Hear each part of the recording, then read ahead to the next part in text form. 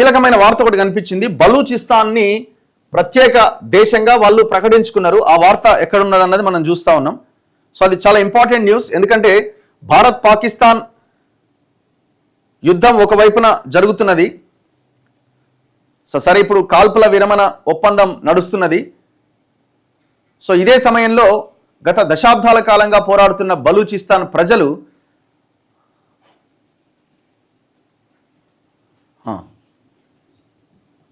బలూచిస్తాన్ ప్రజలు సో ఇప్పుడు వాళ్ళు స్వతంత్ర దేశంగా మేము అని వాళ్ళ ఆర్మీ, ఆ బలూచ్ ఆర్మీ ప్రకటించుకున్నది. సో ఇది మనం అన్ని పేపర్స్లో చాలా ఇంపార్టెంట్ న్యూస్గా, బిగ్ బ్రేకింగ్ న్యూస్గా మనకు కనబడతా ఉన్నది. సోషల్ మీడియాలో కూడా చాలా ట్రెండింగ్లో ఉన్నది ఈ మొత్తం వార్త.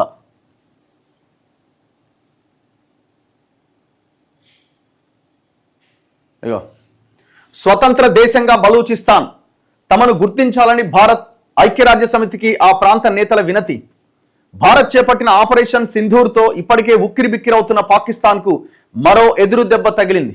పాకిస్తాన్లోనే అతిపెద్ద ప్రావిన్స్ అయిన బలూచిస్తాన్ పాకిస్తాన్ నుంచి విడిపోతున్నట్టుగా బలూచ్ నేతలు ప్రకటించారు. అంతేకాకుండా బలూచిస్తాన్ను ప్రత్యేక దేశంగా గుర్తించాలని భారత్ ఐక్యరాజ్య సమితిని కోరారు. ఈ మేరకు బలూచిస్తాన్ నాయకుడు మీర్ యార్ బలూచ్ ఎక్స్లో పలు పోస్టులు చేశారు. రిపబ్లిక్ ఆఫ్ బలూచిస్తాన్ ఏర్పాటును తన పోస్టులో ప్రకటించారు. అలాగే న్యూఢిల్లీలో బలూచిస్తాన్ రాయబార కార్యాలయాన్ని ఏర్పాటు చేయాలని భారత ప్రభుత్వాన్ని కోరారు. తమను దేశంగా గుర్తించి కరెన్సీ, పాస్పోర్టు జారీ వంటి ప్రాథమిక అవసరాలకు నిధులు సమకూర్చాలని ఐక్యరాజ్య సమితిని అభ్యర్థించారు. అలాగే తమను పాకిస్తానీలను ఒక్కటిగా చూడవద్దని భారత మీడియాను కోరారు. మీర్ యార్ బలూచ్ చేసిన పోస్టుల్లో పెద్ద సంఖ్యలో ప్రజలు బలూచిస్తాన్ జెండాలు, స్వతంత్ర బలూచిస్తాన్ మ్యాప్లు చూపిస్తున్న ఫోటోలు, వీడియోలు కూడా ఉన్నాయి. అయితే కషీష్ చౌదరి 25 సంవత్సరాలటైన అనే పాకిస్తాన్కు చెందిన హిందూ యువతి బలూచిస్తాన్ పబ్లిక్ సర్వీస్ కమిషన్ పరీక్షల్లో ఉత్తీర్ణత సాధించి అసిస్టెంట్ కమిషనర్గా ఉద్యోగం పొందింది. బలూచిస్తాన్లో ఈ ఘనత సాధించిన తొలి మైనార్టీ మహిళగా కషీష్ చరిత్ర సృష్టించిందట. సో మొత్తానికి బలూచిస్తాన్ ప్రత్యేక దేశంగా వాళ్ళు ప్రకటించుకున్నారు. ఇగో బలూచిస్తాన్ ఇక స్వతంత్ర దేశం. పాకిస్తాన్ నుంచి స్వాతంత్రం ప్రకటించుకున్న బలూచ్ ప్రజలు భారతదేశం సహా ప్రపంచ దేశాలు గుర్తించాలని విజ్ఞప్తి సోషల్ మీడియాలో ట్రెండింగ్ ఉన్నది. మసూద్ అజార్కు పాకిస్తాన్ 14 కోట్ల పరిహారం ఇచ్చిందట. చూడండి,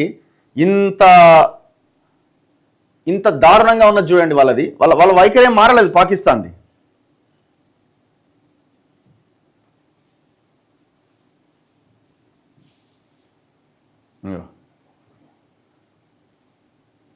సో ఇది ఈ రెడ్ మార్క్ ఉన్నదంతా కూడా బలూచిస్తాన్ ఏరియా.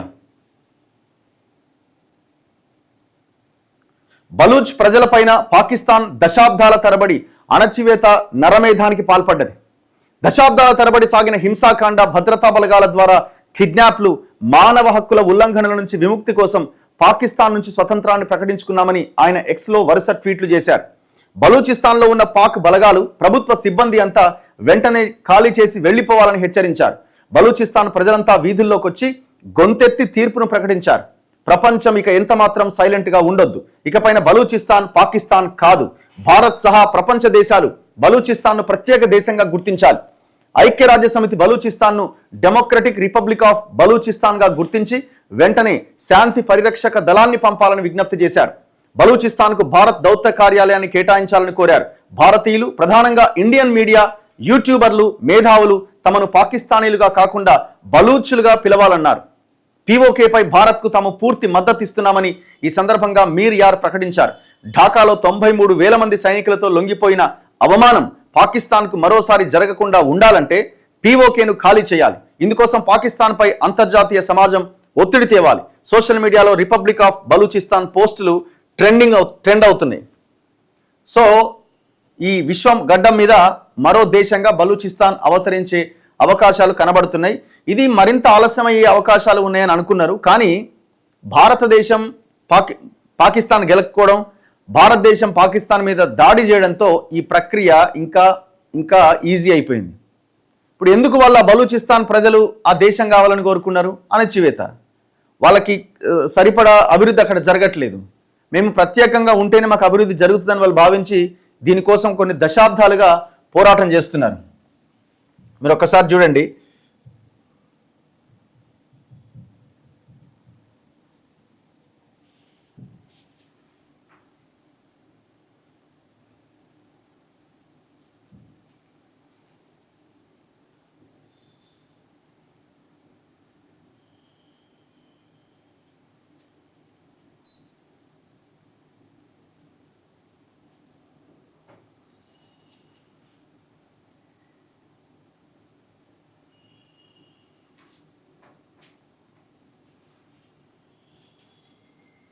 సో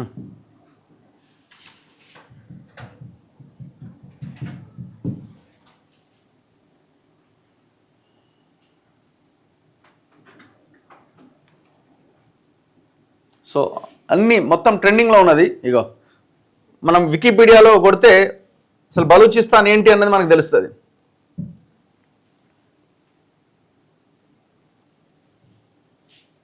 ఇగో పాకిస్తాన్లోని ఇగో ఇది ఒక్క నిమిషం, పాకిస్తాన్లోని ఒక ప్రావిన్స్ ఇది.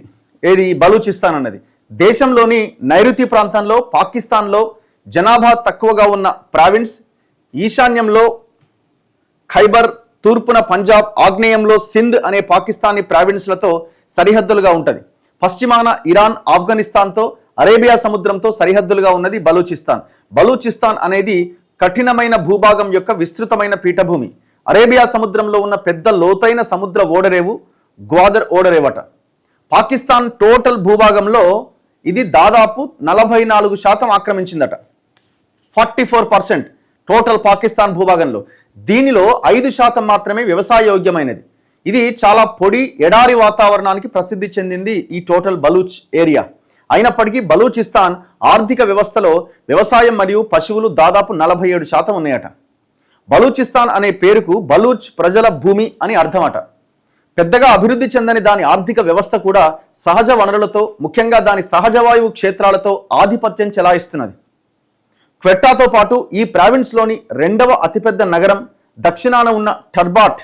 అయితే ప్రధాన ఆర్థిక ప్రాముఖ్యత కలిగిన మరొక ప్రాంతం అరేబియా సముద్రంలోని గ్వాదర్ ఓడరేవు నగరం. ఇది భవిష్యత్తులో అభివృద్ధి చెందుతున్న వ్యాపార కేంద్రంగా ఉన్నది. సో దీని చరిత్ర అంతా ఇక్కడ మనకు కనబడతా ఉన్నది.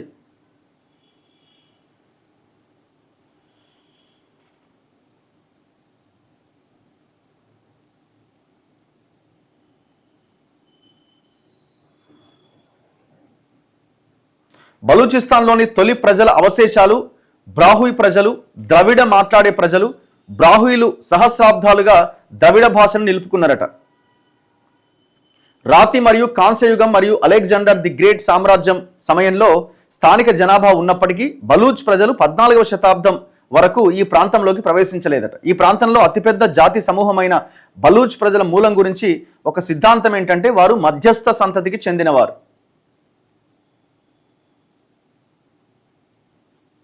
హిందూ సేవా రాజవంశం బలూచిస్తాన్లోని కొన్ని ప్రాంతాలను, ప్రధానంగా ఖలాట్ను పాలించింది. 1974లో క్వెట్టా డివిజన్ మరియు ఖలాట్ డివిజన్ నుంచి వేరు చేయబడిన సిబి డివిజన్ సేవా రాజవంశం యొక్క రాణి సేవి నుంచి దాని పేరును పొందిందట. సో ఇస్లాం వచ్చిందట తర్వాత. సో ఈ మొత్తం దాని చరిత్ర ఏందన్నది ఇక్కడ కనబడతా ఉన్నది.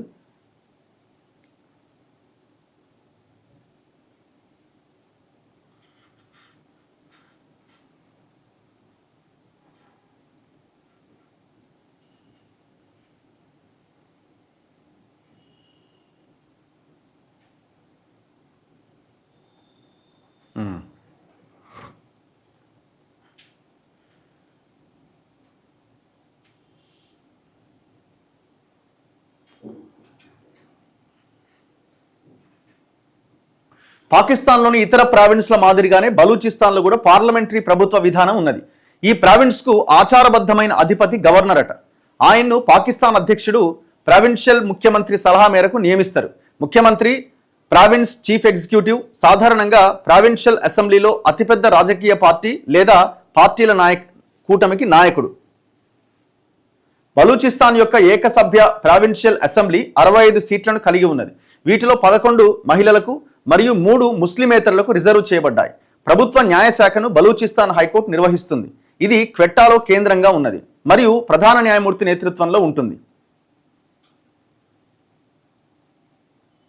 సో ఇక్కడ పార్టీలు ఏమున్నాయంటే పాకిస్తాన్ వ్యాప్తంగా ఉన్న ఆధిపత్య రాజకీయ పార్టీలతో పాటు పాకిస్తాన్ తెహ్రీక్ ఈ ఇన్సాఫ్, పాకిస్తాన్ ముస్లిం లీగ్ మరియు పాకిస్తాన్ పీపుల్స్ పార్టీ, బలూచిస్తాన్ జాతీయవాద పార్టీలు, బలూచిస్తాన్ నేషనల్ పార్టీ ఇలాంటివి ఈ ప్రావిన్స్లో ప్రముఖంగా ఉన్నాయట.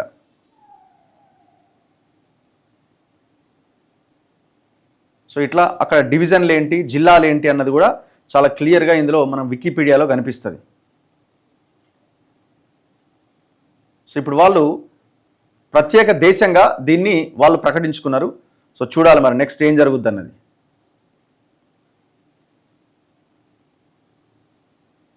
ఇక్కడ మాట్లాడే భాష బలోచి అనే భాషని 39% మాట్లాడతారట. దాని తర్వాత పాస్టో 34% మంది, బ్రాహుయ్ 17%, సింధీ 3%, సరైకి 2%, పంజాబీ 0.59%, ఉర్దూ కూడా మాట్లాడే వాళ్ళు ఉన్నారు 0.53%, మిగతా వాళ్ళు 1.5%. బలూచిస్తాన్లోని 21 జిల్లాల్లో బలూచి మెజారిటీగా ఉన్నది మరియు 9 జిల్లాల్లో పాస్టో మెజారిటీగా ఉన్నది. బహ్రూయ్ 4 జిల్లాల్లో మెజారిటీగా ఉన్నది. లాస్బెలా, హబ్ జిల్లాలు మరియు కచ్చి మైదాన ప్రాంతంలో జనాభాలో ఎక్కువ మంది లాసీ మరియు సిరాయికి మాట్లాడతారట. ఇవి సింధీ మాండలికాలు.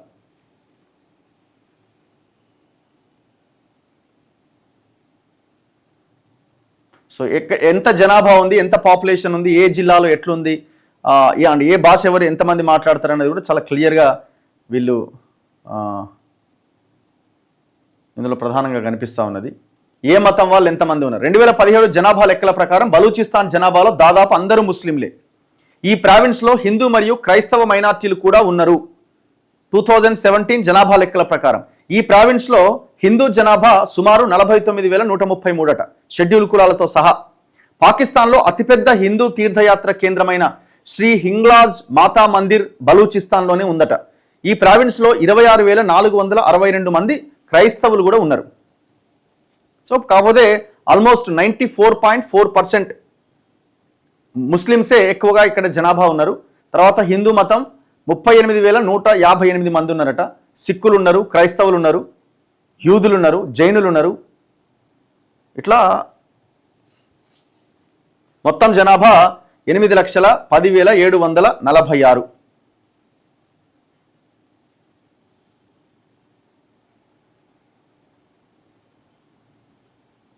సో అక్కడ ఉన్న యూనివర్సిటీస్ చూడండి, ఎన్ని యూనివర్సిటీస్ ఉన్నాయో. అక్కడ ఉన్న యూనివర్సిటీస్ ఇవన్నీ కూడా 1970s నుంచి ఏర్పాటు చేయబడ్డ universities and medical colleges, private institutions. Balochistan ఆర్థిక వ్యవస్థ ఎక్కువగా వ్యవసాయం, పశువులు, మత్స్య సంపద, సహజ వాయువు ఉత్పత్తి, బొగ్గు మరియు ఇతర ఖనిజాలపైన ఆధారపడి ఉన్నది. వ్యవసాయం మరియు పశువుల పెంపకం దాని జీడిపిలో 47% వాటాను అందిస్తుందట. ప్రాంతీయ ఆర్థిక వ్యవస్థలో ప్రధాన పాత్ర పోషిస్తున్నప్పటికీ 2022 పాకిస్తాన్ వరదల కారణంగా అది తీవ్ర నష్టాలు ఎదుర్కొన్నది. వరదలు బలూచిస్తాన్లోని దాదాపు 5 లక్షల పశువులను చంపేసినాయట. మరియు ప్రావిన్స్లోని 35 జిల్లాల్లో 32 జిల్లాల్లో సాగు మరియు వ్యవసాయ ఉత్పత్తిని దెబ్బతీసినాయట. వరదలు 5వ వంతు ఇండ్లు, పంటలు మరియు పశువులను కొట్టుకుపోవడంతో లాస్బెలా జిల్లా అత్యంత దెబ్బతిన్నది. సో ఇప్పుడు వరదలు మరియు తీవ్రమైన కరువు పరిస్థితుల కారణంగా ఈ ప్రావిన్స్ ఆహార అభద్రతను ఎదుర్కొంటోంది మరియు గోధుమ సరఫరా కోసం 85% సింధు మరియు పంజాబ్ ప్రావిన్స్ల మీద ఆధారపడి బతుకుతున్నదట. ఇంకా క్వెట్టా మినహాయిస్తే బలూచిస్తాన్ను నిర్లక్ష్యానికి గురైన ప్రావిన్స్. ఇక్కడ జనాభాలో ఎక్కువ మందికి సౌకర్యాలు లేవు అని పిలుస్తారట. ఈ ప్రావిన్స్ దాని ఆర్థిక వ్యవస్థను ఉద్ధరించగల సహజ వనరులతో సమృద్ధిగా ఉన్నప్పటికీ వాటిలో ఎక్కువ భాగం జనాభా సంక్షేమం కోసం పూర్తిగా ఉపయోగించబడలేదు మరియు ఇంకా అన్వేషించబడలేదు లేదా అభివృద్ధి చేయబడలేదు. సో అందుకే వాళ్ళు మా దగ్గర వనరులున్నాయి, మేము వాడుకోకుండా మొత్తం పాకిస్తాన్కి అంతా సల్తున్నారు, వాటి అన్నింటినీ మా ప్రాంతం నష్టపోతున్నది అని వాళ్ళు ఈ ఆందోళన స్టార్ట్ చేశారు. టోటల్ డీటెయిల్స్ ఉన్నాయి ఇందులో.